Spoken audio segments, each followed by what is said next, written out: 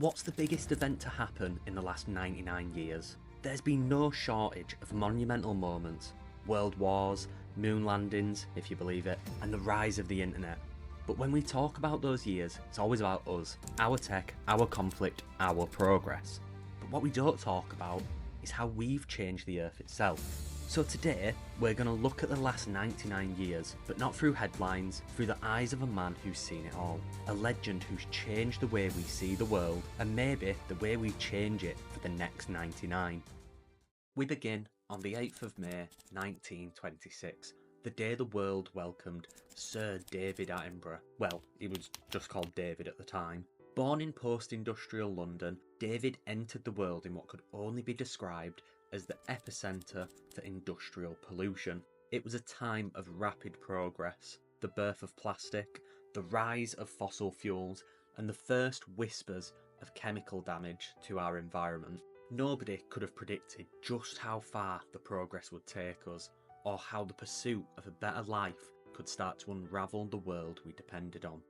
David's childhood was filled with a unique wonder for the natural world. He could be found fossil hunting or attending public lectures on wildlife and conservation. Even as a boy, his fascination with nature in all of its forms was undeniable. But while David's passion grew quietly, the rest of the world was aggressively racing ahead. Mix a booming population with the shadow of war across Europe, and you get an urgent push for progress. This meant development came fast, but with it, the loss of vast natural landscapes, repurposed to build a world that was ready for conflicts to come. David, however, aimed for a better world, and pursued a degree in natural sciences, where he learned to appreciate the delicate balance of nature. But that very balance was already being rewritten. History unfolded before his eyes as war swept across the world. From 1939 to 1945, it's fair to say Mother Nature wasn't exactly at the top of humanity's to-do list. And honestly, I think we can give the world a pass on that one. After the war, David spent 2 years in the Royal Navy before putting his degree to good use.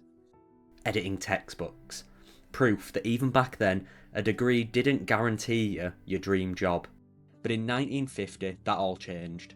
David landed his first role at the BBC. Meanwhile, at this time, the environment had landed a role of its own, trying to survive the long-term fallout of industrialisation. And thanks to the war, the global spotlight was firmly fixed on rebuilding economies, which, coincidentally, meant ramping up industrial growth even further. When would the environment catch a break? Honestly, I don't think it has yet. In 1954, David got his big break, presenting the groundbreaking series ZooQuest. For the first time, audiences were transported into the wild, while also glimpsing behind the scenes at London Zoo.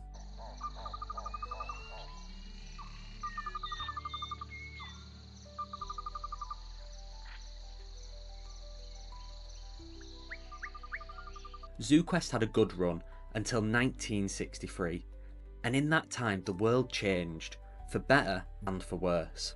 In this time, scientists raised the alarm on the rising CO2 levels. The world saw the devastating effects of mercury poisoning in Minamata, Japan, and the widespread use of chemical pesticides began reshaping entire ecosystems. But it wasn't all bad. There were glimmers of progress emerging. The UK passed its first clean air law. Author Rachel Carson's book, Silent Spring, exposed the environmental cost of human convenience. And slowly, areas of ecological importance began receiving national park protection. The seeds of environmental awareness were finally being sown, and it was just as David was helping the world to fall in love with wildlife. After ZooQuest, David climbed the BBC ranks, commissioning landmark series and introducing the world to the magic of colour television. And for his big colour debut, he chose snooker.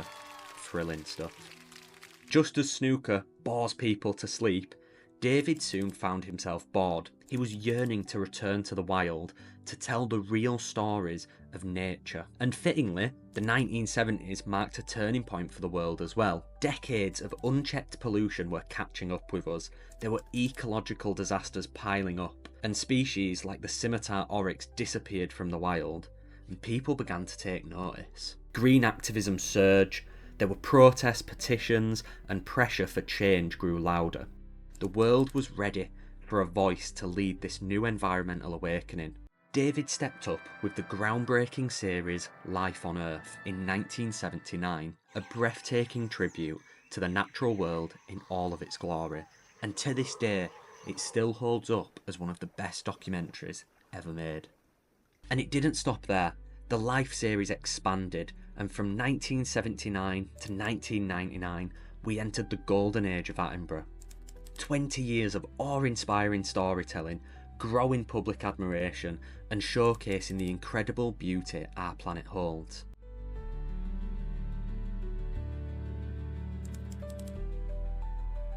However, as David showed us what we had, we were busy destroying it. Climate change began to show its teeth. The global population surged towards 6 billion. Diseases spread, ecosystems collapsed, and species vanished. Honestly, there's so much devastation, I'd need another 99 years just to list it all. And yet, there was progress. Climate awareness continued to soar. There was public concern that reached new heights. It's just a shame the public don't get to make the big decisions on the climate. Now we enter the final quarter of David's life so far, and hopefully not the planet's. From 2000 to 2025, the world has changed in ways that feel almost unrecognisable. This covers my entire lifetime, and even I barely recognise the world from my earliest memories. The weather is erratic, extinction has become background noise to most people, and in many ways it feels like the world has accepted its fate, sometimes even leaning into it. Yet through it all, David, or now Sir David, still had hope. After witnessing nearly a century of change, he continued sharing the wonders of nature with the same awe and passion, hoping to inspire change. That hope showed in a new form. Over the last 25 years, David's tone shifted. Not because he lost faith in us, but because he knew time was running out. His early work invited us to marvel at the planet, jungles, reefs, migrations, all wrapped up in wonder. But recently, wonder gave way to warning. Instead of just showing the beauty of Earth, he started showing its decline.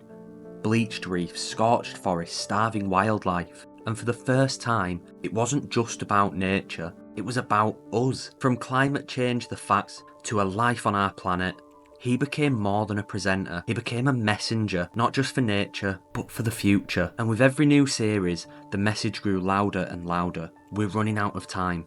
He knows it. And he spent his final chapter trying to make us see it too. But what comes next? Will the next 25 years be the ones where we finally turn the tide, end global warming? I mean, we did sign a protocol to do it within the next 25 years. And will we finally start valuing wildlife as much as our own lives? Or will the sea choke on plastic and clean air become a luxury for the few? One thing is certain. Sadly, Sir David won't be here to narrate the next 99 years.